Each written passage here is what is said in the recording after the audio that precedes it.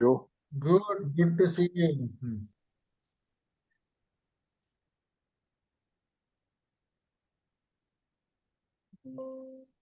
Good evening, friends, and welcome to yet another awesome session of Mindful Living. Our session today is dedicated to improving the quality of lives of our people who are there as Mindful Living community members or those who are participating in the session. This is the theme around which we organize almost all of our sessions. And our session today is dedicated to Gen Zs. And when we refer to Gen Zs, it's not usually in a very charitable terms. Some of the terms that get used to describing Gen Zs are that they are selfish, they are tough to manage, they are narcissistic, they are unfocused, or even lazy. Do you agree with any of these statements? Is that your view too, or what is it that you feel about Gen Zs? So just for the purpose of clarification, Gen Zs refer to people who are born between 1996 to 2010. So this is the generation of people who are coming into the workforce now and creating many challenges as we are dealing with an intergenerational workforce. So, what are some of the terms? You can unmute and speak or type in the chat. What is it that you hear about Gen Zs? Hello, Raj. Good evening. Good evening, Ashish. Good Good evening, evening. everyone. Good evening, madam. Yeah.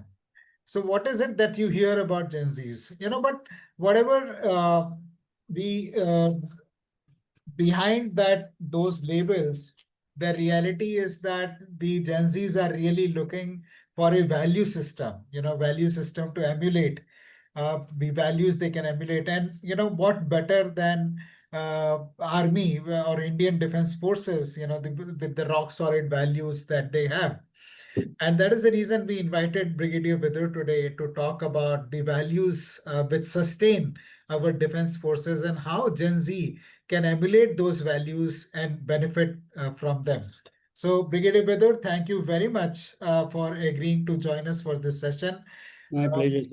Thank you. Thank you. Brigadier Vidur, for those of you who are familiar with him or even attending a session for the first time, was commissioned into the Regiment of Artillery of the Indian Army in March 1982. He has had a distinguished career of over 33 years from 1982 to 2015, in which he progressed from the rank of second lieutenant to a brigadier. His operational experience ranges from conventional offensive defense in Siachen Glacier in Operation Meghdoot to dealing with anti-terrorist battles in Kashmir and Assam, Arunachal in Operation Rakshak and Operation Rhino, respectively. He's a qualified interviewing officer from Defense Institute of Psychological Research, Delhi. He has served as the president of the Elite Services Selection Board in Bhopal, benchmarking selection processes, leadership development, and research for selecting officers for the Indian Armed Forces. He, during his tenure, evaluated over 2,500 aspirants and developed their personality profiles. He's also a qualified gunnery instructor in gunnery and has served as an instructor at Surveillance and Target Acquisition Branch of prestigious School of Artillery, Deolali, in his younger days. Post his retirement, he's actively involved in a very noble work of helping young people clear the personality development training and help them qualify for the Indian Armed Forces. Currently, he serves as a director in Bankies India Limited. And mind you, friends, this is his abridged introduction. If I were to go to properly introducing him, it will probably take the whole session. So I, with great difficulty, abridged it. So Brigadier Vidur, please pardon me if I missed out any of your other accomplishments. Not at all, sir. That is your magnanimity. Thank you. My pleasure, sir. We're really honored to have you here with us. Friends, those of you who are joining the session of Mindful Living for the first time. My name is Ashish Kumar, and I'm the founder of Mindful Living Community. We started Mindful Living Community in 2020, April 2020, when the first lockdown happened. A few of my friends reached out to me to conduct a mindfulness session for them to help them deal with the stress and anxiety that the lockdown was causing. So one thing led to the other, and today we have become a vibrant community of over 1,000 people who connect regularly to learn and practice about living consciously. Prior to starting Mindful Living, I worked in the corporate sector with organizations like Xerox, Tata AIA, Future Rally, Mars for over 25 years. By education, I am an MBA from SIBM Pune, a cost accountant, fellow of Life Management Institute USA, and a certified mindfulness meditation teacher. I am also a mentor to students of IIM Nagpur and author of a book, Beyond Limits, which is doing very well on Amazon. In case you would like to join our community to benefit from the sessions like this that we conduct every weekend, you can scan the QR code on the left-hand side and join our community.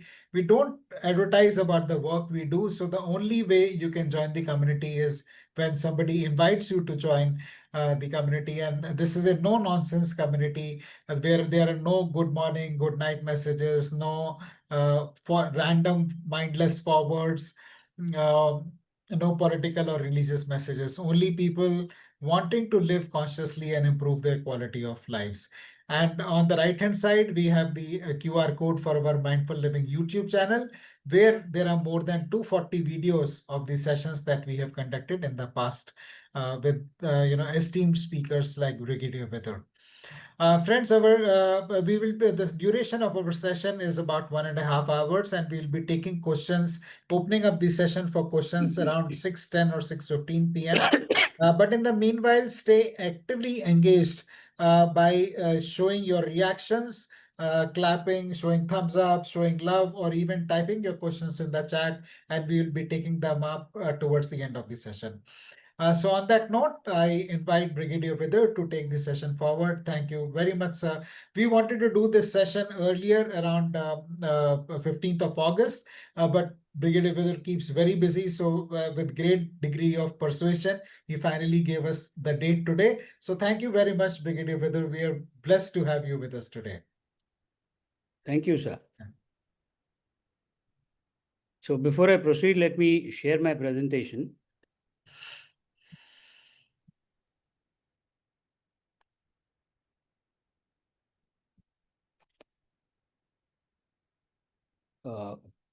Good evening, all of you, and welcome to my talk on the Defense Forces as real role models and the lessons for India Gen Z.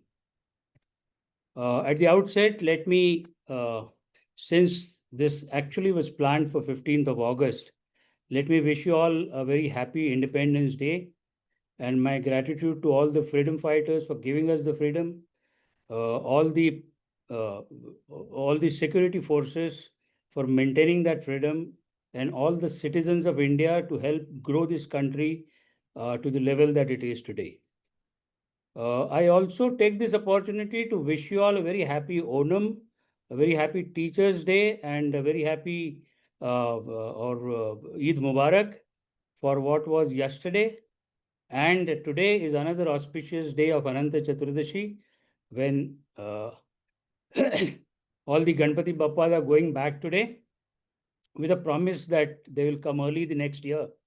And also throughout the year, Ganpati Bappa will continue to protect us.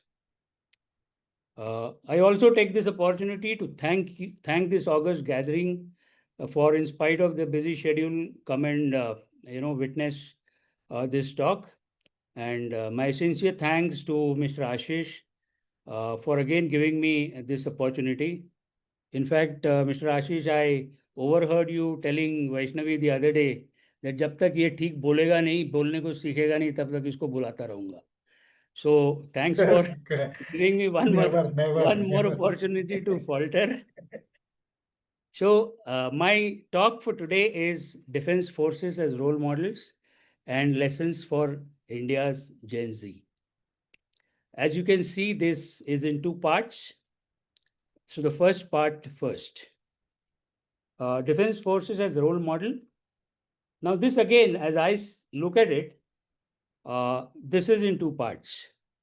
One is the defense forces as they are, and second is whether the audience here would like to accept it as role models or they have something better to accept. Now I will deal with the first part and leave the second part completely to the audience. So I will tell you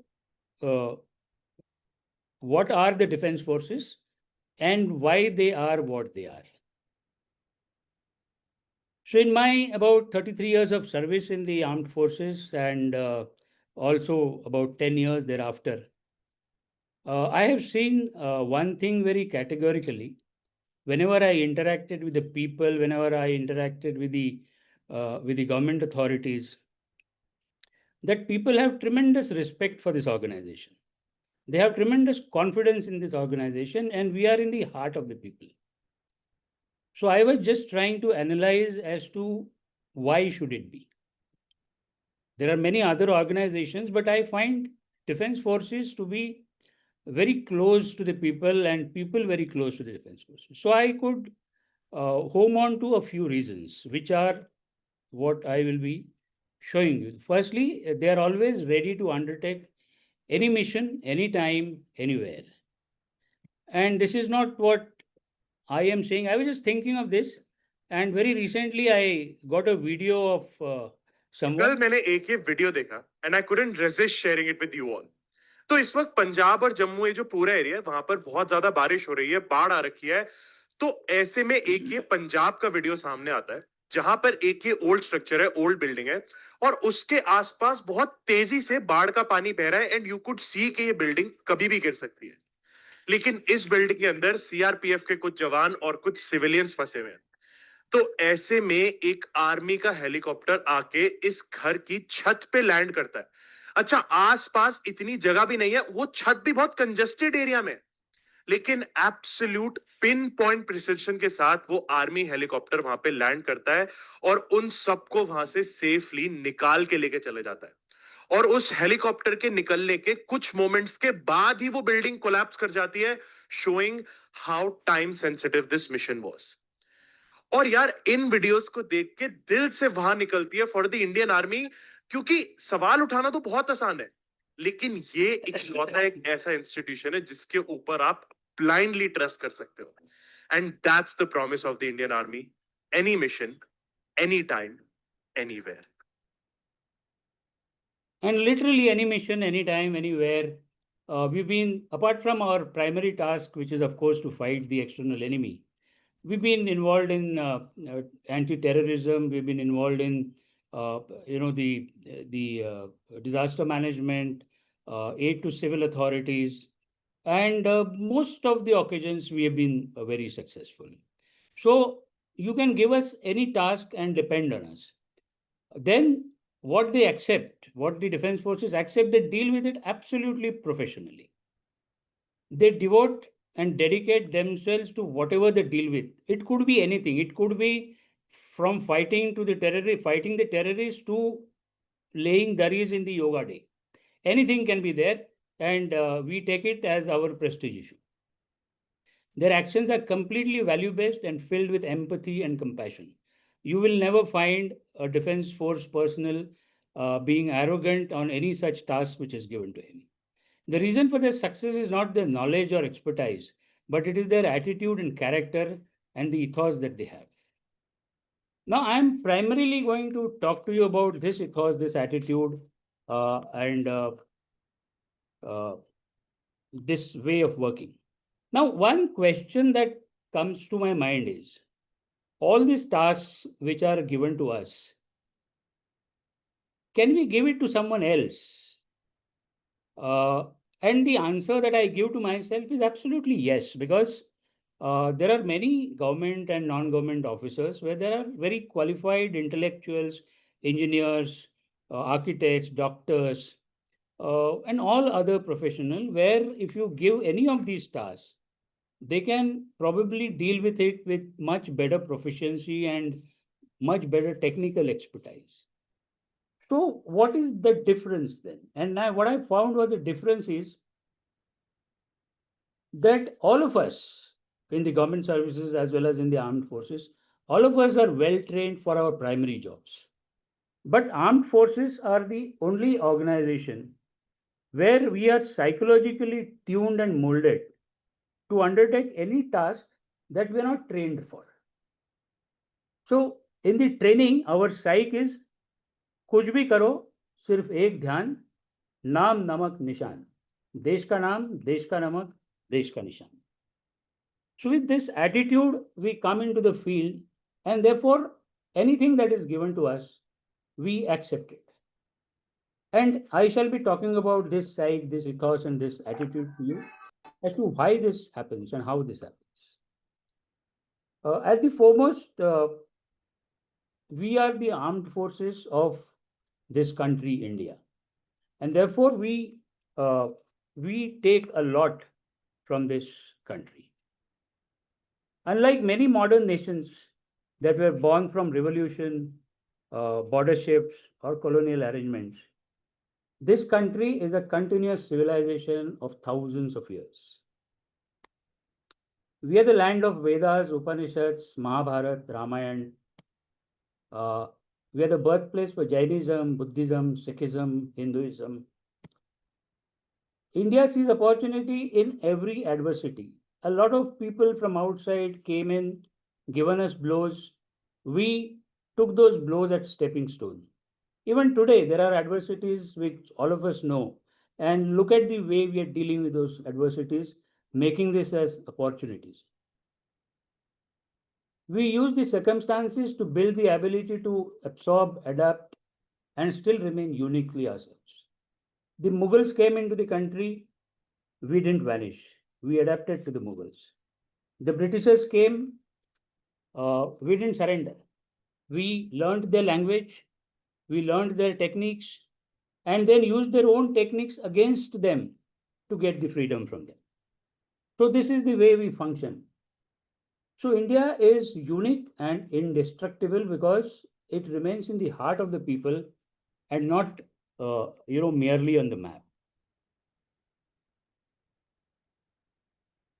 Now coming to the defense forces, we've been very fortunate that we belong to this country, and therefore a lot of values of this countries could be absorbed by us. शस्त्रेण रक्षिते राष्ट्रे शास्त्र चिंता प्रवर्तते. शस्त्र से रक्षित राष्ट्र ही शास्त्र चिंतन के माध्यम से समृद्धि के मार्ग पर आगे बढ़ सकता है. And therefore it is very essential that strong military is there for the country that wants to grow. But the true strength or power does not come from the size of the arsenals. They come from the weight of your history, the clarity of your purpose, and the character of your soul. And we've been very fortunate that we could take all these values from our country. Indian Armed Forces are not simply National Defense Force. It's an institution forged by the centuries of war, sacrifice, duty, and moral resolve. It is a consequence of generations of warriors who have bled into soil, not just to protect the territory or just to save the governments, but to defend the civilization. Indian military displays discipline without being unfair, courage without being cruel, and strength without showing any arrogance. It is not a military that was raised in just 1947. It's a military of a civilization that has been defending its borders, its values, and its people from ancient times. Indian military takes its values from Ramayana, Mahabharata. It takes its values from Cholas, Mauryas, Ashokas. It takes its values from Marathas, Rajputs, and Sikhs. It even learned tactics, structures, and strategies from Britishers, with whom they fought for over 50 years during the world wars. And these were not just the episodes of history. They were training grounds for the national psyche as also the cultural conditioning of the defense forces. Indian warrior has always been associated with ethics. A true warrior was always expected to fight only when needed, only to protect the weak, and to uphold the righteousness. And that foundational ethics still lives in the soul of the Indian armed forces. So the modern military may be modern in its uniform, technology, and strategies, but it is as old as its civilization in its values, righteousness, and resilience. These values and virtues are not just academic. People have displayed it in the past across the rank and file, across the arms and services, across the caste, creed, and religions. We do not have much time, so therefore I'll be giving you only one case, but there are many such cases exist in the defense forces. I will tell you about the case of Captain Mahendranath Mulla, who was commanding a ship called INS Kukri in 1971 operations. On 9th December 71, from some Pakistani ship, two torpedoes came and hit the ship. And when, as a commanding officer, when Captain Mullah carried out an assessment of the ship, he found the ship not very tenable. And therefore, he asked the people to evacuate the ship. 6 officers and 61 sailors could survive. 17 officers and 178 sailors were still on the ship and could not be survived. Captain Mullah was the 18th officer on the ship and could be survived.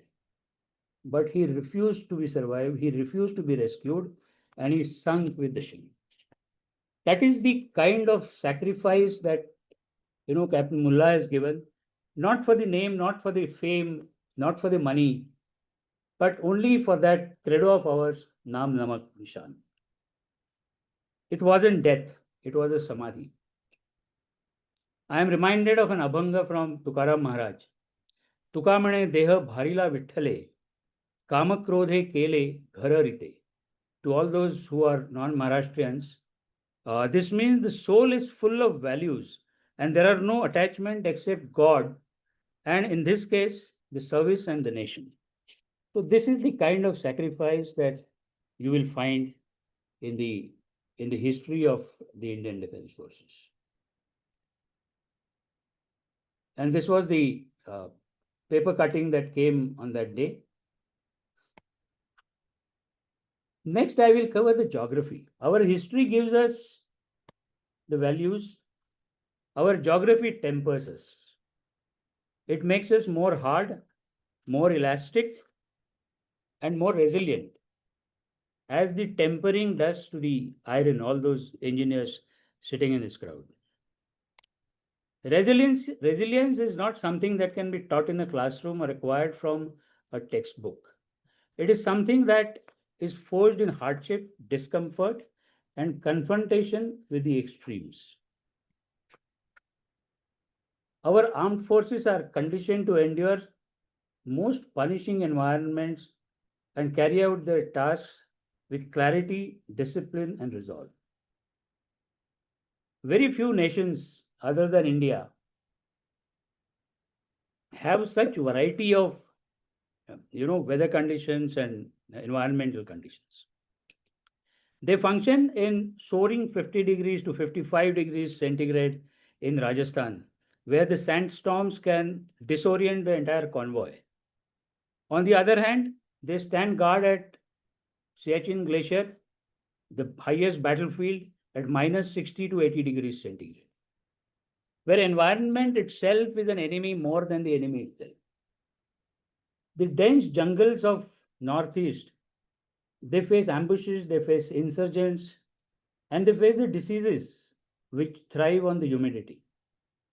You don't know the next bush that you are encountering is a bush or it is a insurgent duly camouflaged. So in such conditions they work, and these conditions are not exercise conditions. They're the actual realities where survival alone is very, very difficult. The combat in these conditions demand extraordinary state of mind that is almost philosophical. isolation, boredom, extreme weather conditions, ever-present risk of death. All this create a tremendous psychological pressure. And yet these men and women carry out their duties with meditative focus. And this is not just accidental. It is the result of rigorous training and cultural psyche that accepts suffering as a pathway to strength. In all the basic training to the officers as well as to the Jawans, the officers are trained, as you know, in the NDA, Indian Military Academy, Indian Naval Academy, Indian Air Force Academy, Officers Training Academy. The Jawans are trained in their respective regimental centers. In all these places, the cadets are not just physically tested, they are mentally tested. They are pushed to the limits, sleep deprived, challenged and confronted with one failure after the other, until they understand that the resilience is not just about how much you can take, but it is about how much you can take and still move forward without losing your values or sense of purpose. What the world sees in our training may be drill, PT, weapon training, flying, sailing, administration, logistics. But to us, it means infusing of core values of service into a soldier, irrespective of the rank, at any stage in life. Before we see what are these core values, we will see a video by this young naval officer and his squad of drill. Who don't have it till now, this right now is your call of duty. This drill for the 13 and a half minutes that you'll do is your call of duty. And if you cannot sweat and bleed right now, this evening for this drill, believe me, gentlemen, you will never do it for your country. Because this and only this is your call of duty right now. It doesn't happen overnight that you think, कि आज मैं नहीं करूंगा. But when the bigger call comes, when we are expected to die, that day I will go and take a bullet on my chest. Doesn't happen. Gentlemen, you are the best that has ever been in INS Valsura. You are the best and you will always be the best that this establishment will ever see. Mark my words. It swells my heart with pride when I stand in front of you as your officer of the guard, as your guard commander. It's a privilege that you guys have given me, and I'll always be indebted for it throughout my life. But today, when you march inside this parade ground, when you perform your drill, I want to see what you're made of. I want to see that fire that's there in your belly coming out from your eyes. I want you to set this goddamn parade ground on fire. I want each and every soul sitting out there to embrace that fire and feel the warmth of INS Valsura Guard, the best guard that has ever been. Are you ready? Yes, sir! Guard, this is not the Josh that I was expecting from this guard. Guard, are you ready? Yes! Are we going to have a good drill today? Yes! We're going to set this parade ground on fire? Yes!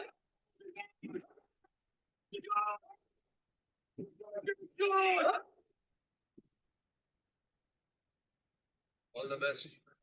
Do well. Not for me. Do well for Master GI. Do well for your GIs who stand ram rod straight. Do it for them. And if there's still any bit left in you, do it for them who have sacrificed their lives so that we celebrate this day and the 4th of December. Happy Navy Day in advance, and let's go and kill. So all the best, guard.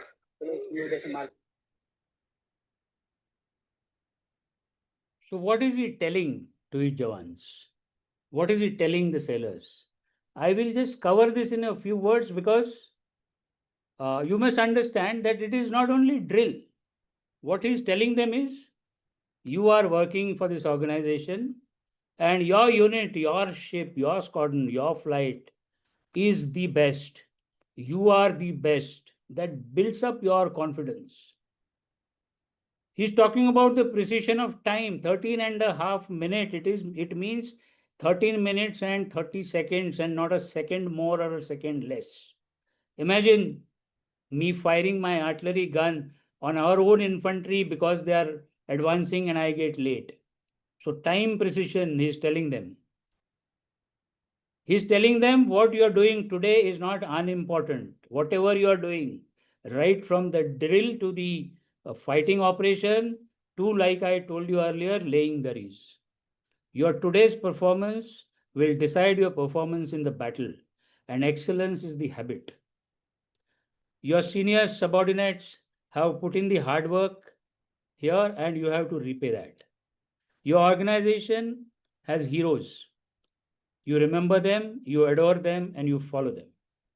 And if you have marked the last line that he says, let's go and kill, that is the spirit in everything that we do.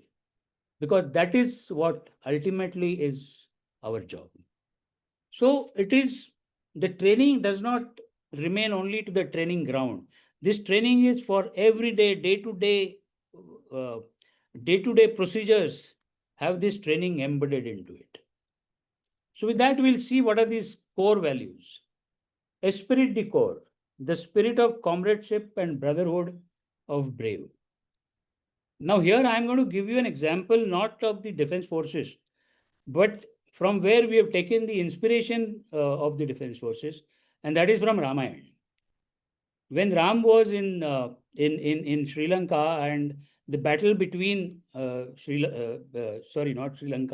Lanka, and the battle between Ram and Ravan was going on. At some point in time, Ram got injured, and the people around him, the medical people around him, told him that he should go back to his den and relax for some time while the other people are fighting. So that is the time when Ram says, अगर आज मैं मेरे विश्राम गृह में गया तो मेरा धर्म पराजित हो जाएगा. He doesn't want people living in the battlefield and himself going and relaxing, which he could have very well done, but he has refused to do that. That is the esprit de corps, which is even displayed today. The spirit of selfless sacrifice, Naam Namak Nishan. You've seen what Captain Mullah did. You must have heard of Captain Vikram Batra, who was awarded Paramveer Chakra in the Kargil operation. He fought on one, 4185 or something, which is 17,000, 18,000 feet. And he goes to another, he says, Dil mange more. He wants to another choti and, again fight. And he writes to his friends कि या तो ऊपर झंडा फहरा के आएंगे या फिर झंडे में लपट के आ जाएंगे, लेकिन we will not give our land to them. That is the kind of things that people do just for नाम नमक निशान. देश का नाम, बटालियन का नाम, मेरा नाम, नमक देश का नमक, और झंडा अगेन तिरंगा देश का हो या रेजिमेंट का हो. Non discrimination. Non-discrimination on account of caste, creed, and religion. We pray under one roof, irrespective of our religions. This unique character binds us as a team. In spite of the diversity, we have people from all religion, but we do not have any religious conflicts within the defense forces. Fairness and honesty. Fairness and honesty not only to our people, not only to our troops, not only to our Jawans. Fairness and honesty even to the enemy. As long as he is fighting with us, he is our enemy. Once he is dead, he is no more an enemy. He is a respected soldier who fought for his country. And there have been cases not only in our army, even in the Pakistan army, which has its origin into the Indian army. Even there, people have recommended the people who fought from the opposite sides. Like a Pakistani officer writing to the Indian government that so and so fought very well, or the Indian government or the Indian officers writing to the Pakistan government that so and so fought very well. So that kind of things have happened. Also, I would like to tell you that there is a post called Post 43 in Kargil, where the dead soldiers were, exchanged on both the sides. Now, none of both the countries ever fired on this post. Post 43 was never fired upon. That is the kind of fairness and honesty, we have when we fight. Death to dishonor. Close bond among the forces enables them to prefer death to dishonor. In fact, it is the second adhyay of Gita which is taught to us in practice, may not be in theory. जीतोगे तो राज करोगे, मरोगे तो स्वर्ग पाओगे. The concept of izzat shuns the fear of death. And cowardice is unacceptable to the defense forces. This is where the armed forces become something, more than just the institution. The service before self becomes their motto. So training ground is a kind of crucible. In the crucible, you put any metal and then heat it, and the purest form of that metal comes out. So you put anybody into this system and the purest form comes out. That is the importance of the training in the defense forces.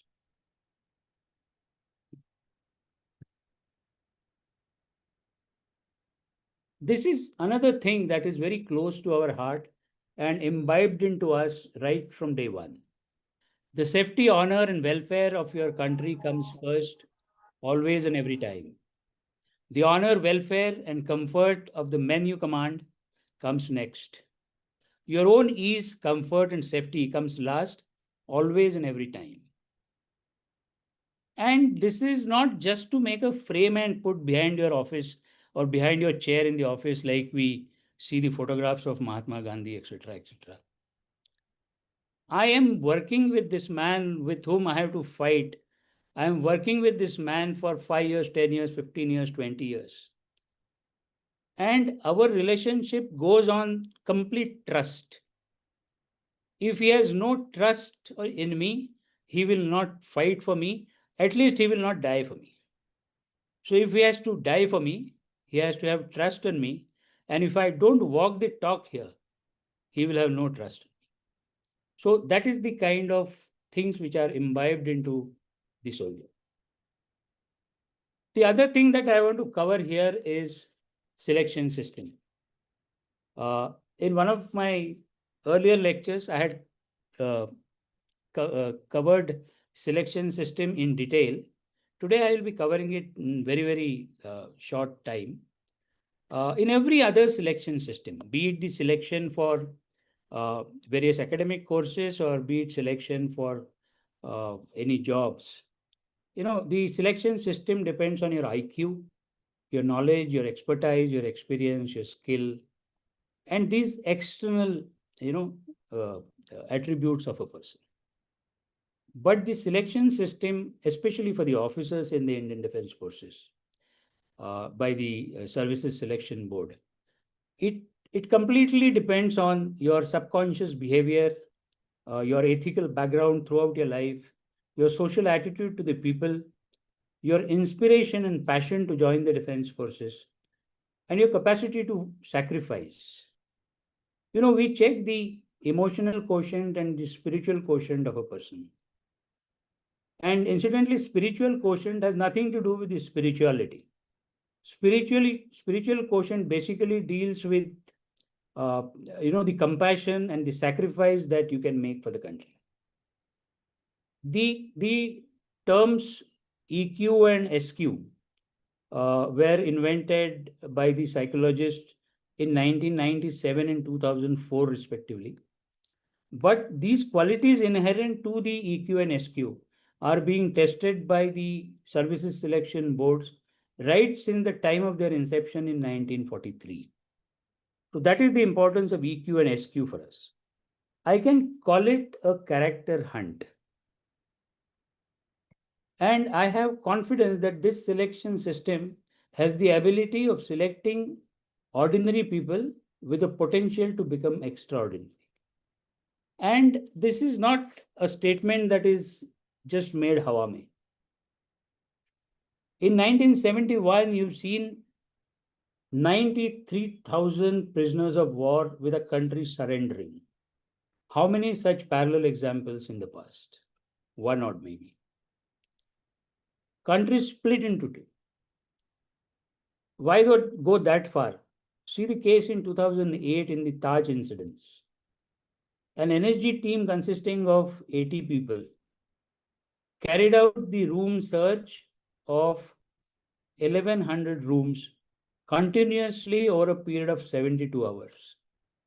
Now, what did the room search involve? There could be a terrorist in the room, there could be a guest in the room, there could be both together in a room, or there could be nobody in the room. With these 80 people, they carried out the search of 1100.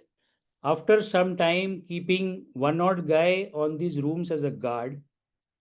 And in these 72 hours, there was not a single civilian casualty, and nor was there collateral damage in these 72 hours. That is the kind of work that these people, they just 12th pass, some of them graduates with normal percentage, not intellectuals. We have 2-3 generals which immediately come to my mind, who with amputated legs commanded divisions, corps, and armies. General Joshi was a corps commander of 12 Corps in Jodhpur. He had both legs amputated. General Oberoi was the army commander of Army Training Command and later of the Operational Western Command. He had one leg amputated.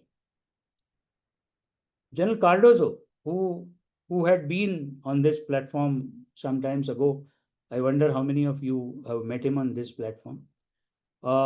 He has cut his own leg because the medical facilities were not available. He was from Gurkhas, and he cut his own leg with the kukri that he had. So these are the kind of people that this selection system, selects. So it is very interesting to see how the things go. There is a character hunt done by the selection system. This character is then hardened by purifying it in the crucible of training. Then the tempering is done by the weather condition, the climate condition, the atmosphere, and the work content. It gets hardened further there. And then this character goes to the units to further get embedded with the values in battalion, regiments, ships, squadrons, wherever. So this is how the cycle goes on. And each one of us is a guru to someone and a chela of somebody else. So this transfer of value system, like Swami Vivekananda says, our bodies, intellect, and spirituality influence others. And that is how this Guru Chela system has been working. The time between Captain Mullah and me may be very long, but the values remain the same because one person has taken from someone and given it to someone, and from whom I have taken the values. So this cycle, continues. And therefore, when you see a soldier, understand that you're not just seeing a warrior. You're seeing a citizen trained in warfare, yet committed to peace, capable of destruction, yet guided by the law, loyal to the flag, yet conscious of constitution that gives meaning to that flag. Just to show you a picture as to what this training does to a person. I don't know whether you recognize the person in the picture who is sitting down on the floor.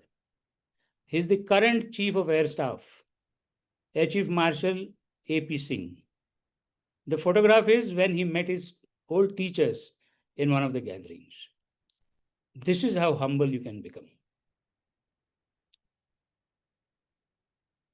So there I come to the part 1 of my talk.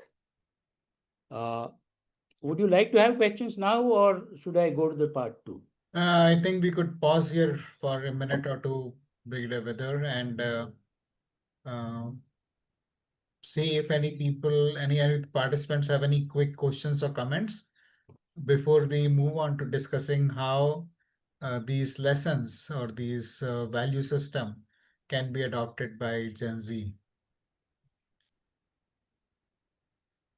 While we are waiting to hear from others, Dr. Brigadier Vedder, there's a very value spoken about this value system, which is so admirable. While I was listening, I was wondering what all you must be going through to imbibe this and, have this into each and every cell, impregnated into each and every cell of your body, so to say, is very impressive. Very, very, very. I'm thinking in the context of an organization, how does one organization, corporate sector, build a value system and get everybody to follow it, is where my thoughts are coming from. Any quick questions or comments? Anyone? Maybe we can move on, Brigadier Vedder, and then we'll open it up towards the end. Okay, fine.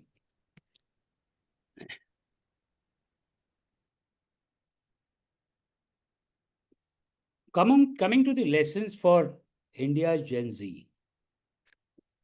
Now, let me tell you, the Gen Z is Gen Z because of its exposure to the different types of machines. The technology is not only machine, the technology is the man behind the machine. So if the man behind the machine knows what he has to do, the machines cannot do anything to him. The Gen Z I have seen is the terminology which is not used in a very positive sense. It is generally used in the negative sense. But let me tell you one thing. Just putting this in parallel to our 3 operations, that is the 1971 operations, the Kargil operation, and the Operation Sindoor. And this really fits into the 3 time frames of Gen X, Gen Millennia, and the Gen Z. At all 3 places, it is the youngsters who have excelled. The oldies never excelled. The youngsters who have excelled, whether in 71 operation, whether in 99 operation, or in 2025 operation. So saying that Gen Z is what? Selfish, it is lazy, it is narcissist, I think it is an injustice done to the this current generation. I've been associated with Services Selection Board, and I've been generally dealing with the young generation. And yes, why not? I mean, they were all Gen Zs. And I collected my character, I hunted my character from the Gen Z only. So Gen Z can be Gen Z, cannot be Gen Z if the Gen X or Gen Millennia keeps their eyes open. And my talk is going to be about that only, that they can be allowed to be that negative Gen Z by our generation. If our generation keeps our eyes open, their generation will have because the values in this country doesn't change. Values 100 years back, we'll talk about certain values. These values have come for years together. They cannot just vanish just because a few mobiles have come in.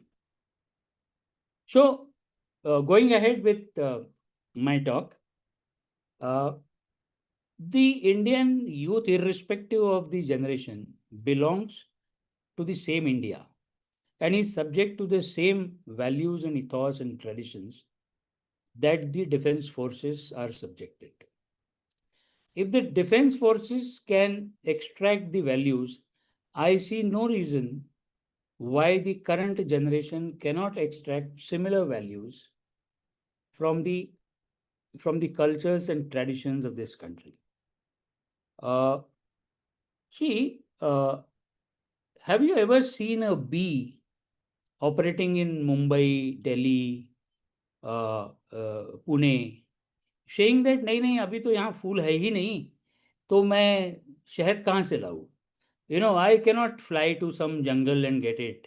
Have you ever heard of any bee like that? And instead of shahad, it gets some water or something. Have you come across any ant which says कि नहीं, this building has got all diabetic people, so I could not get chini and I could get some suji. आज के लिए इससे काम चला लो. No, it is not possible. There was a Rajhans. This may be a concept, but Rajhans used to drink milk from a mixture of milk and water. Now, our young generation has to have his eyes open to the value system which is going on in this country today. There is no dearth of values or the value based incidents, and I'm going to narrate a few of them now. I don't know how many of you are from Pune, but some of my incidents will be from Pune. The first of them is Chitale Bandhu Mithai Wale. Maybe some of you, even from outside, you'll be knowing Chitale Bandhu Mithai Wale. The most trusted snacks chain in Pune today. They started somewhere in 1939 by a person called Bhaskar Ganesh Chitale. And it started as a dairy business. They were not snacks business earlier.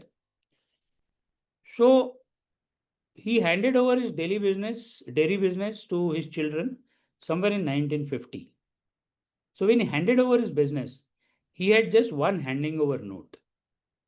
कि जिस दिन आपके दिल में ये आ जाएगा ना कि दूध में थोड़ा सा पानी डाल देते, उस दिन अपना धंधा बंद करो और कहीं अच्छी सी नौकरी पकड़ लो. Because he knows that the day you start these things, your values will erode and your brand will erode and you will not be successful. Today, I have so much trust in that organization that even on a very heavy days, heavy rush days, like Ganpati, Diwali and all this, I still go to that shop, not because I like the taste, but because I am very sure that there will be no adulteration. That is the kind of faith, like people have faith in the defense forces, I have faith in Chitales, only because of this reason. The second example, again from Pune, I would like to give, is that of the Jangli Maharaj Road. I am sure some of you must have gone on this road. This road is legendary for being a pothole-free road. It is built by a contractor called Recondo, run by two Parsi brothers in 1970s. And there was an unwritten contract between the administrators and the contractor on two things. One is, I will not give you any bribe. And the second is that you will not give this road to anybody for pendal construction. You know, like Navratri, Ganpati, etc., etc. Both agreed to this, and the contractor employed the best of the techniques and material and gave guarantee to repair it free of cost for the next 10 years. Hats off to those days politicians, those days administrators, and these contractors. Unfortunately, Recondo never got the road contract again. But this is not very old. This is just about what, 70 means? Not even 50 years. So 55 years, sorry. So in 55 years, the cultures don't change. We still have value-based, cultures. The other, again, a Pune case of Chandni Chowk. In Pune also, there is a place called Chandni Chowk like Delhi has. And Chandni Chowk had a flyover, which was constructed about 50, 60 years back. And this flyover has to be demolished to give way to another flyover which has come up now in last about 4 or 5 years.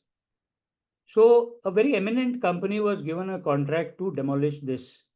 That company was quite famous for this kind of a job. Just about a week before that demolition, they had demolished some buildings in somewhere near Delhi, either in Noida or in Gurgaon.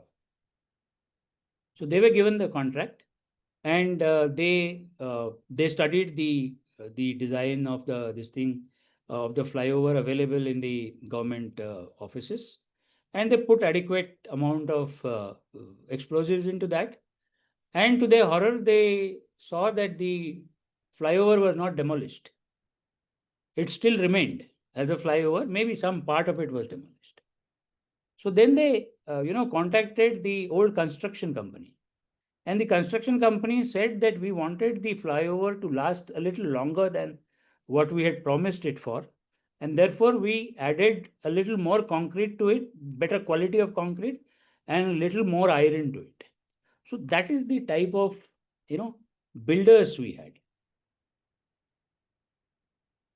Look at another, even at the cost of a little more time, Mr. Ashish, I would like to show these, values that still existed in our country. In 1930, 3 Indians decided to chase a dream, the Aga Khan Trophy, a special prize for a unique air race aimed at promoting aviation and flying in India.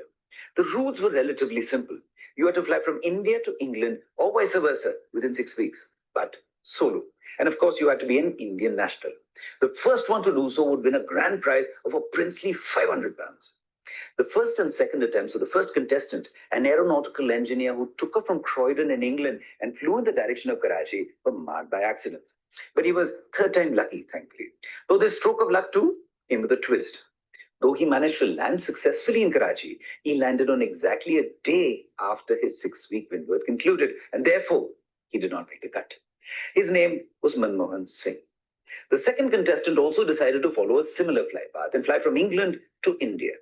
Everything was clicking perfectly, but somewhere over Libya, the engine of his de Havilland Gypsy Moth biplane started sputtering. The contestant quickly realized that there was a mechanical failure because of malfunctioning spark plugs. Now, this was a serious concern, but since he was a highly skilled pilot, he was able to, despite this failure, fortunately make an unscheduled landing in Egypt. He was informed here that the earliest replacements for those faulty spark plugs would take several days at the earliest to be delivered. As he dejectedly put the telephone receiver down, he knew right then that he was out of the race. Unbeknownst to this drama, a third contestant who chosen to fly in the opposite direction, taking off from Karachi and flying to Croydon, was about to make a scheduled landing. Where? At the very same airstrip in Egypt where the second contestant was stranded.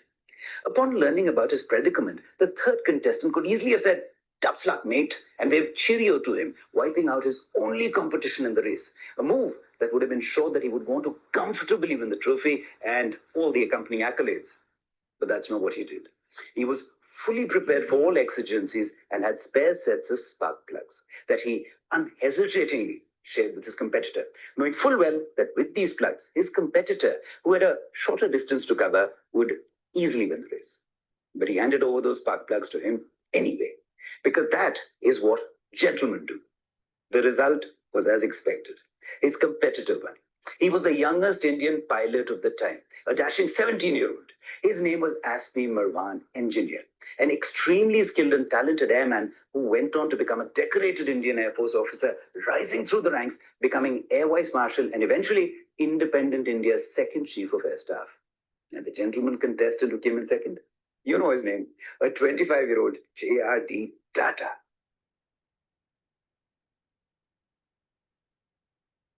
So that was the value system. And one more video I want you to see.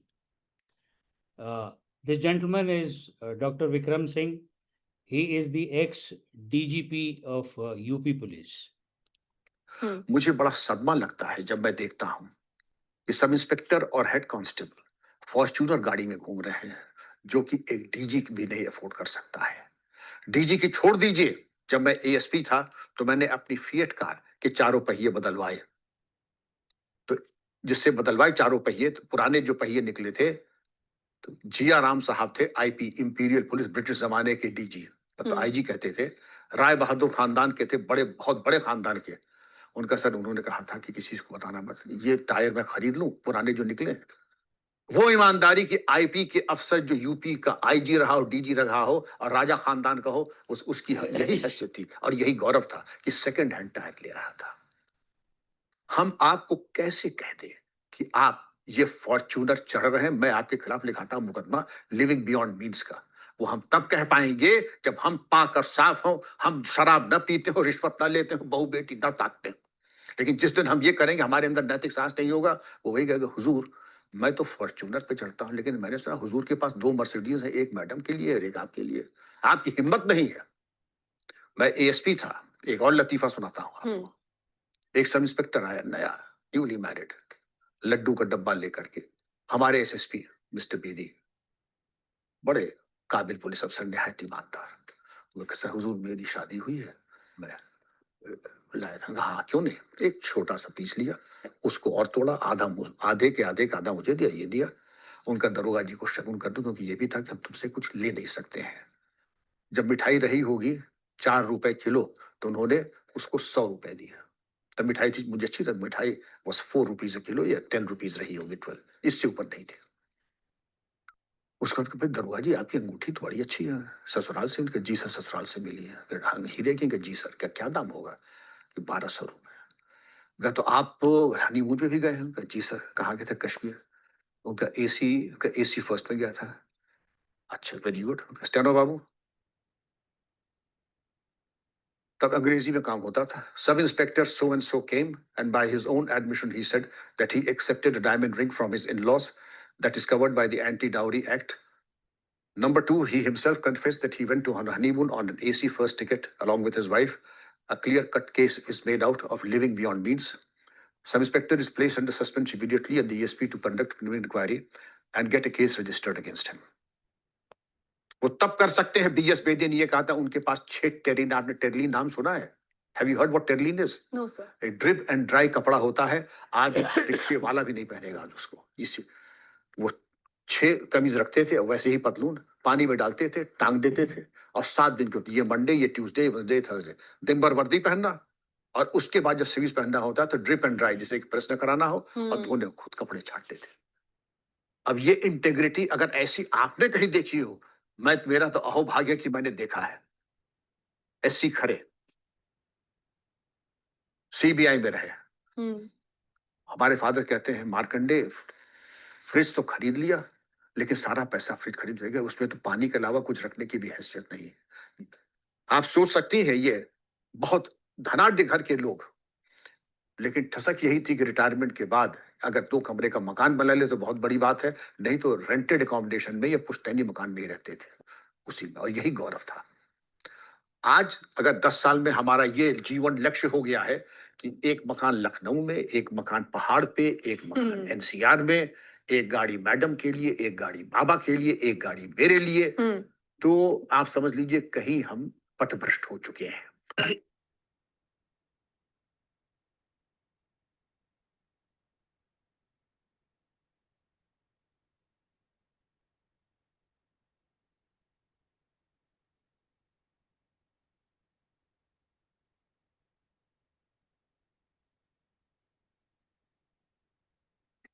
मुझे Yeah, so in the beginning of the talk, I said whether to accept the defense forces as role models or not is completely your choice. I gave you the value system of the defense forces. I also brought to your notice the value system that still exists. Dr. Vikram Singh's interview is not very old, it is in last few years. The value system in civil society hasn't died. It cannot die because the spirit of India, I told you, is indestructible. All those who want to adopt corrupt practices should not blame the society, because society has got both the elements. They have got corrupt elements, they have got ethical elements. We have to be Rajhans and separate milk from water. Whom you choose as your role models is completely your choice. But if India has to progress, the values have to be infused in the younger generation. You call it Gen Millennia or you call it Gen Z. And what are these values to be infused? Firstly, build the characters in early stages of life. This is for the people who are in early stages of life, as also the parents who have younger children. It is like पाप का घड़ा होता है, वैसे संस्कारों का भी घड़ा हो जाता है. संस्कारों का भी घड़ा होता है, और अगर वो भर जाए गलत संस्कारों से, तो उसको बदलना बड़ा मुश्किल हो जाता है. So therefore, your endeavor should be that when they are young, that ghada should be filled with good sanskar, good values, and not bad sanskar or bad values. For children, your father is a hero, and like my father is hero and my mother is the bestest. They are the gospel, they are the gods for them. What the parents do is unquestionable. If I spit pan, they will spit pan. If I break signals, they will break signals. If I do anything wrong, they will think that doing wrong thing is absolutely justified, and it is in fact the correct thing to do. And what you are actually doing is you are not teaching them these three things, but you're making them, you kill their inhibition to following of rules. I am reminded of a story which I learned when we were in school.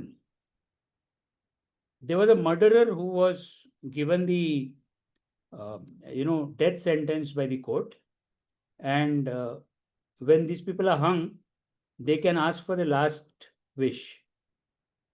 So he was asked कि तुम्हारी आखिरी ख्वाहिश क्या है? So he said, I want to meet my mother. So mother was told, and mother was very happy because last so many years he's never spoken to his mother. So mother thought, yes, good. He's called me. अभी हम थोड़ा मिलेंगे, गले मिलेंगे, कुछ बातें करेंगे. So mother, poor lady, went there. ये बाहर आया. So mother was very happy to see him. और जा करके उसने उसको गले तो नहीं मिलाया, उसके कान खींच लिए मदर के. तो people were surprised and she was also surprised. She said, what happened? He says, जब मैंने पहली कक्षा में पेंसिल चोरी करी थी, उस वक्त अगर आप मेरे को रोकते या टोकते, तो आज ये मैं मर्डर नहीं करता. You can imagine what you teach to your children and what can happen in the later life of that child. Children are very, very delicate, and you have to handle them with care. I have seen people, going the wrong way with the children, breaking signals with the children. Immediately, it may not make a difference, but in long run, it will make a difference. Today, why have I learned to, do wrong things? Because I have seen it somewhere. My parents doing it, my teachers doing it, my elders doing it. That is how we teach the children. So therefore, you have to be very, very careful when you build character, in the next generation. Walk the talk.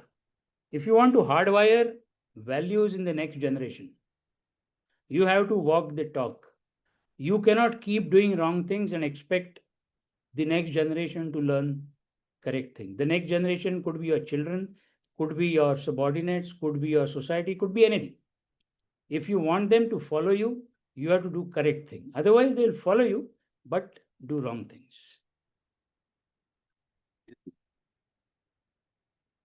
Hold welfare of nation, family, organization above your own. We've seen the adage, safety, honor, welfare of your country comes first always and every time. And your own safety, ease, comforts come last always and every time. You have to grant your family, your nation. They have given you a lot of things, so you have to give them what they deserve. Discrimination is always counterproductive. It is self-explanatory. If you want to be bound internally, you have to forget your external differences. And that is what you have to do. You have to be one if you want to progress. Fairness and honesty. It is not only important for the defense forces, it is equally important for your own character. Discipline. English is the only language where self-discipline is different than discipline. So when it is to me, I can do anything, but to others, they have to be disciplined. And therefore, don't follow that concept of discipline. Follow the Indian concept of discipline, that is Anushasan, Shista. It is the Anushasan is same for me and the others. So I have almost come to the end of my talk. The value system has not died and will never die. I am very, very confident about it. Whom you have to choose your role model is completely your choice. You have both the options. You can consider defense forces as your role model, or all those cases in the civil society whom you can consider as your role model. But the values you must have. Swatantraveer Savarkar said, देहाकडून देवाकडे जाताना मध्ये देश लागतो आणि त्या देशाचं आपण देणं लागतो. For all those who don't know Marathi, I cannot philosophically transfer this in any case, but word-to-word translation is, on the path from your body to the Almighty, we pass through the nation, and to the nation we owe a debt.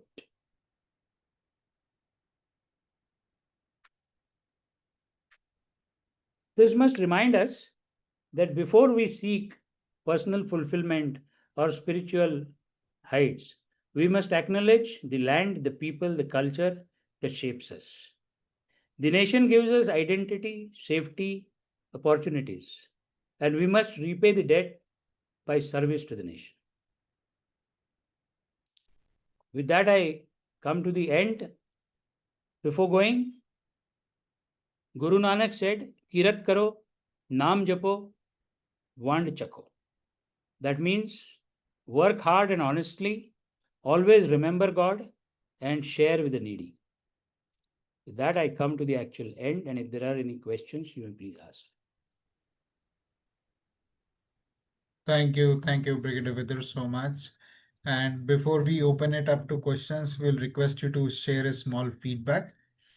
So the link to the feedback form is coming in the chat. Please fill out the feedback form and type FD once the feedback is done. And then we'll quickly, it's a short, very short form. Barely take you 30 seconds. Yeah.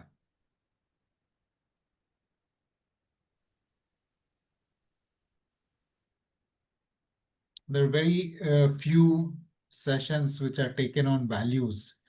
Not much is spoken about values. We are really grateful to you, Brigadier Vidur, to share with us your thoughts on this topic. Yes, Ashok sir, we'll just give us a minute. Please fill out the feedback form and then we will be happy to take your questions. That's Okay. yes, absolutely the right way. Please raise your hands, virtual hand, using the reactions buttons, and then we will take questions one by one. Brigadier Vidur, you may want to stop sharing the slide so that we can see everybody. Yeah.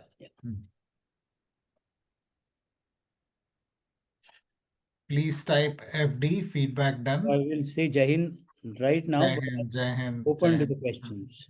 Thank you, Dr. Maruti.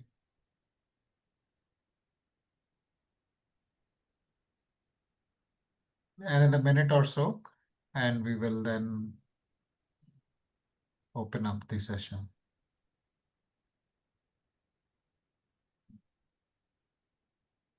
It's a lifelong endeavor to build the right values, whether it is the organization or the family, country, institution. It's amazing. And all the conflicts, Brigadier Vidur, to my mind, are due to difference in values. You may value something differently, I may value something differently, and that is at the root of every conflict. Yet we go through our lives not paying much attention to the values. Absolutely. Yeah, fair enough. One last time request you to fill the feedback form, and we open up the session for Q&A or comments. So, Mr. Ashok, please. Yes, sir. Am I visible? Yes, we can see you now. Audible, I have audible, just sir? one request. Just one request. Limit your questions to the subject that is being discussed. Please, I'll be, I'll not be able to answer you on the other aspects of the Indian Defense Forces because it is not correct for me to do that. Okay, sir. Okay, sir. So you have referred to Gen Z in your presentation also, sir. Vidit, sir. And it was an excellent, inspiring presentation from you. So Thank my question or my query is, these days, as per my own experience, whenever I attend any marriages or other social functions, it seems that everyone is giving more value for lavish spending, 10 lakhs, 15 lakhs, 20 lakh rupees for the functions, and they're offering 20 items, 30 items, food items, etc. So they are comparing with each other and trying to spend more and more. Even Lok Sabha also tried to pass a law confining the expenditure to only 5 lakh rupees per a function. So everyone seems to try to be more lavish in their life. So I want to know what was the role of money or this lavishness or this show off in order to gain the social respect in your tradition, in your generation compared to the current day generation. The comparative analysis on the role Yeah. of money. Yeah. You see, you definitely learn things from the society. Now, if you have to stop learning wrong things, you have to go against the society. Now, we were fortunate in our younger days that this much of exhibition of money wasn't there because probably there was no money. At least that is what we felt, that there was no money. There may be a class which had money and did it, but the class that we came from didn't have money. So everything was within the available resources. Today, the resources in general has increased. The availability of the things have increased. People also have money. I mean, there are two different classes. One which has money and spending it. One is does not have money but still spending it. Okay, which has money and spends it, fine, there's nothing wrong. Like a very big industrialist had his son's marriage and spent a lot of money. I don't find anything wrong in it. It is a fraction of his, net worth. But when I spend a few lakhs, it is a major percentage of my net worth. Now, I have to decide, do I have to show off? Now, you see, the character building starts from you yourself. You cannot say that let other do it and then I'll follow. You have to do it yourself. Like Dr. Vikram Singh brought out, that those officers whom he named, they themselves were, non-corrupt. And that is why they could say or do whatever they had to. So similarly, when it comes to character, I have to build it myself. So as far as your question of money power is concerned, it was probably there that time, which we never realized, but definitely it was in much, smaller quantity. Today it is much more because of the availability of this. I could not go for the loan. Even when I bought my first house, I could barely get a loan which is not even 10% of my house cost. The house cost itself was very, very low, and I could not even get 10% of that loan. Today, I can get more loan, so I buy bigger house. So uh, my desires have increased. That notwithstanding, if I have to understand myself, then I must understand and reduce my desires. So it has to start from myself. So role of the money is lot, but I must understand how much money I should spend. Just to please a few people, if I start spending money at the cost of having a debt, then there is something wrong with me, not in the person who is marketing it. See, a person who is marketing has to earn money. So he will do marketing. But do I fall prey to the marketing? That is completely my choice. Thank you. Thank you. Thank you, Ashok, for asking that. Thank you, Brigadier Vidar. Very interesting thoughts. I think our society, seems to be worshipping money more and more, but we need to keep our head around it. So thank you for sharing that. Yes, Dr. Maruti. Yeah. So first of all, Brigadier sir, thank you for very insightful session. Thank you, sir. And really, whatever words you have said, I wrote in the comments that I am the living witness because my son has gone to India and I have seen the kind of transformation he went through actually. Okay, So great. I can correlate with each word. But sir, um, I believe that the forces or the environment which you are in, probably it's contagious to leave the values. Okay, but the environment now we are living around us, it's not. I would say it is more contagious towards self thing actually. Okay, whenever even if you stay at the stoplights in the signal we called. Okay, there also you can easily see who is impatient, who wanted to violate the law, who wanted to show that I am bigger than other guy staying there. Actually depends upon the kind of a car, kind of vehicle he's having.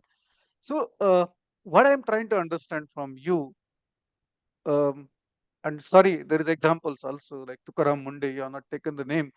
The guy, poor Yes, chap, in very 23 years, he has got transferred very much. 25 I times. agree.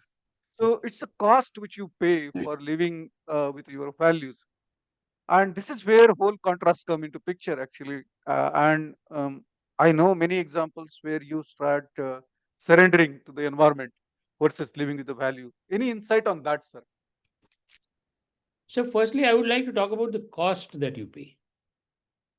Now, please ask Tukaram Munde, does he really feel that he is paying a cost? He probably may not be feeling that he is paying the cost. Because when you uh, when you are a cultured person and when you know that you are going against the society, then you are prepared for something. Your son has joined the NDA. Probably he could have gone into much easier service in life. Just ask him, is he paying the cost for joining NDA? No, because when he went there, he was prepared for it. When you are doing something against what you feel the society is doing, although I am of the firm conviction that society is not wrong, I have seen any number of times, exceptions always exist, any number of time that I have stopped my vehicle before the zebra crossing. Everyone else who came, including the rickshaw driver whom we consider as uneducated and all that, they stopped the vehicle there. So it is uh, indiscipline is contagious, even discipline is contagious. And when you do that decision, I mean, do that disciplinary act, you don't really feel that you're paying for it. You know, the other person may feel that you are paying for it, but Tukaram Munde won't feel that he's paying for it because he's prepared for it. And this is all dependent on what has been your background. See, we have different kind of people. We have vegetarians, we have non-vegetarians. Now, does a vegetarian ever feel that I am paying cost for being vegetarian, that I cannot eat chicken? Or does a non-vegetarian feel that no, I should have this vegetarian food? No, because I am used to my culture. And if that thing is in my culture, if I am corrupt and still not doing corruption, probably I'll feel for some time that, yeah, I am paying the cost. But if I am not corrupt, if I am religious, if I am vegetarian, if I am, uh, say, if I carry out exercise every day, I don't feel carrying out exercise is something strenuous. This is the mental makeup of a person. If you are doing something naturally, you don't feel the pain. If you are unnaturally doing, then you have to do it consciously. Even when I talk about the subconscious mind, Now, there is one thing I told you is one who is cultured to do that. Tukaram Munde is cultured to do that. So therefore, he doesn't find pain. There is somebody else who is not cultured to do that, but he wants to follow Tukaram Munde. Then in that case, he has to consciously do it for some time. I don't have that video today. Otherwise, I would have shown you. There's a glass of muddy water in which I continue to put, clean water. And after some time, that glass fills with the clean water.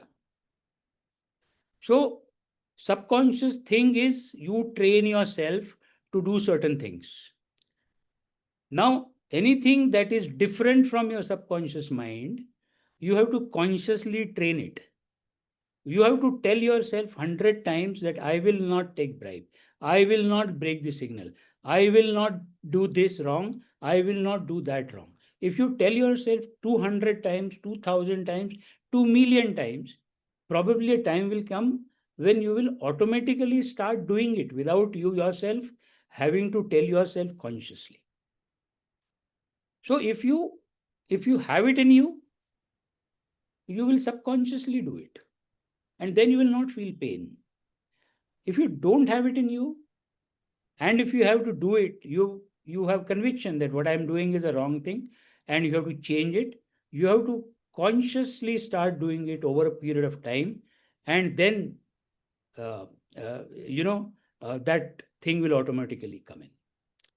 So there is always 100% agree. I say that any training has got 3 outcomes. One is knowledge, another is skill, and the third is attitude. So knowledge is, very fast. You told me Tukaram Munde. Yes, now I noticed it and I registered it. And some of my next lecture, probably I will look for some incidents from Tukaram Munde to be included in my lecture. Okay, so knowledge, thak idea. Skill takes some time, but the attitude takes a long time to change. We all have been told for times immemorial that getting angry is a wrong habit, but then we all still get angry at whatever age in life you are, because if you have to change the attitude, you have to be convinced that your old attitude is wrong. And once you convince yourself that your old attitude is wrong, thereafter to change to the new attitude, you have to cross a stage of discomfort. Now, that stage of comfort, most of us are not willing to. If you are willing to do that, you can cross over to the next stage and your attitude will change. So, does that answer your question? Absolutely, sir. I mean, thank you. It is quite reinforcing. Yep. Thank you, sir. Yes, Shikha, please go on. Jai Hind, sir. Jai Hind. Sir, I have a question that most of the time I found out that most of the Gen Zs are confused between decisions that how to make our own opinion. I think whatever we see first, if there is an incident or any event, then whatever we listen first, we make our opinion about that thing that this is correct. So how to make our own opinions? Yeah. See, our generation was lucky to that extent that we had very few options. Gen Z, to that extent, is lucky that it has, it has access to more options. So when there are more options, you are likely to be confused. In our time, there were only 3 options. You either become engineer, or you become doctor, or you continue your study up to BA, BSc, BCom. That's all. So there were no options. So it was very easy for us to decide. But what we feel is that we were more confident and the Gen Z is confused. Actually, Gen Z is not confused. Gen Z is having more options. it is the responsibility of Gen Millennia and Gen X to guide the Gen Z as to what is good for them, what is bad for them. After all, look at their age. They're just about 10, 12, 15 years old. So obviously they will be confused with so many options. I have to tell them as to what is good for them. So I don't blame this thing. I don't blame the Gen Z for this. But what they have to do is they have to take uh, uh, advice from their parents. They have to take advice from their teachers. They have to take advisory from the advice from the advisory institutes that are flourishing today. You have institutes where you can go and they can tell you that this is what you are most suited for. So even within those more options, you can home on to a few options and then decide what to do. So that is what you have to do if you have to overcome this state of confusion. Does that answer your question, Shika, or no? Yes, sir, but the thing which you have told that we have to ask our parents or family members, actually, I am facing this problem in choosing my career. I have asked my parents, my relatives, and everybody who can guide me. They always told me, do what you like. And that is the most difficult question which I think I have. Yeah, it's most interesting thing. I'll tell you what people of this generation is doing, or rather are doing. Uh, you see, I came across a boy who came and asked me, uncle मेरा 12th हो गया, मेरा ये percentile उसमें आ गया, so what should I do? Engineering करना था उसने, which branch should I take? I said what do you like? So he said mechanical engineering. So I said then do mechanical engineering.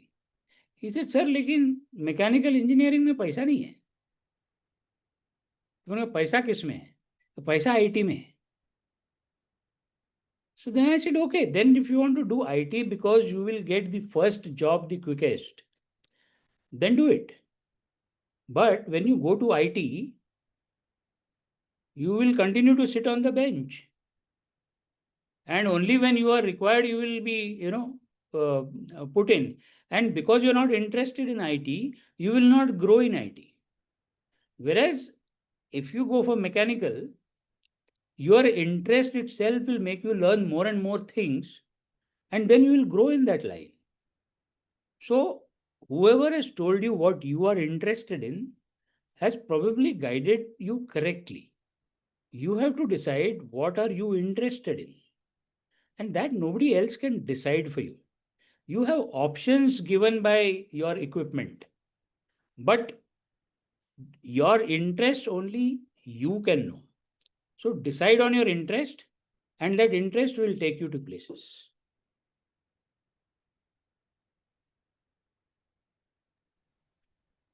Shikha, does that help you? Yes, sir. Thank you, sir. Thank So you. please Thank you. home on to your interest, Hmm. and your interest will really flourish you in life. Yeah, absolutely. Very well said. There's a lot of, yes, Burli, just a minute. There's a lot of positive feedback that is coming, Brigadier Vidur, but there's one I would like to read for you. That's from Rajkumari Achtani. Thank you, Brigadier Vidur. The way you connected values to real life situations made them deeply relatable and memorable for me, and I'm sure very impactful for Gen Z. Your service and your words are truly inspiring. So Thank I you. thought Thank you I'll, so much, madam. yeah, thank you for, I'll share that with you. Yes, Murli sir, over to you.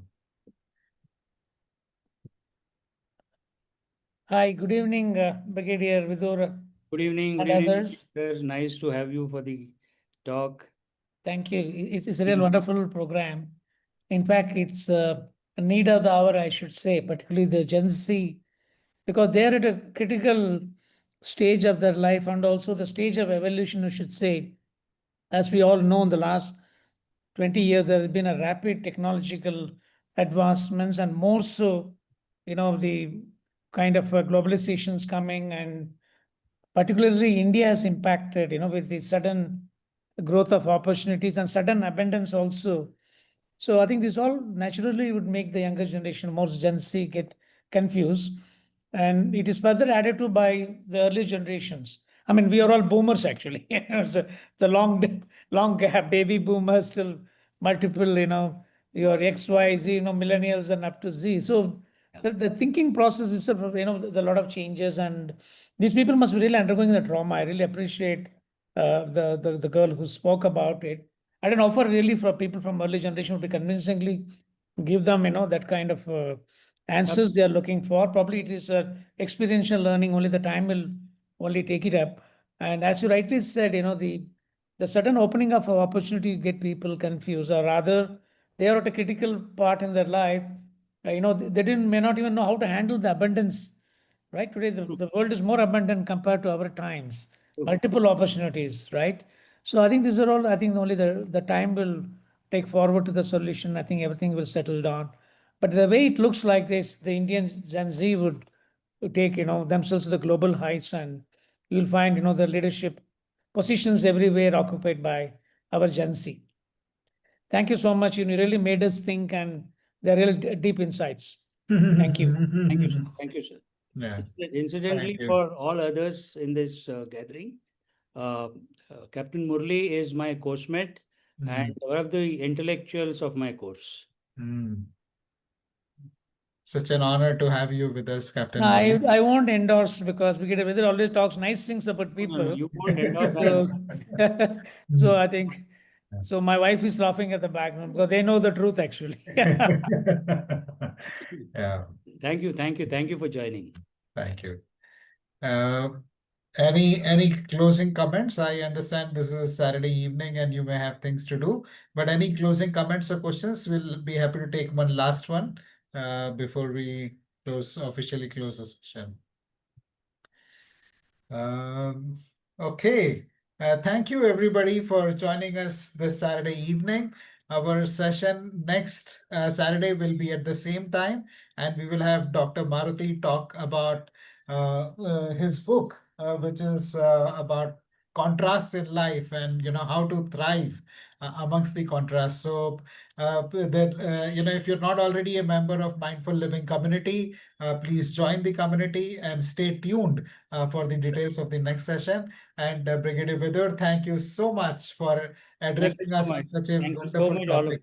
Yeah, thank you. Thank you. Have a wonderful weekend and see you next Saturday, same time, 5 p.m. Thank you. Thank you, sir. Yeah. Okay, thank you all of you. Thank you, sir. Thank you. Thank you. Thank you.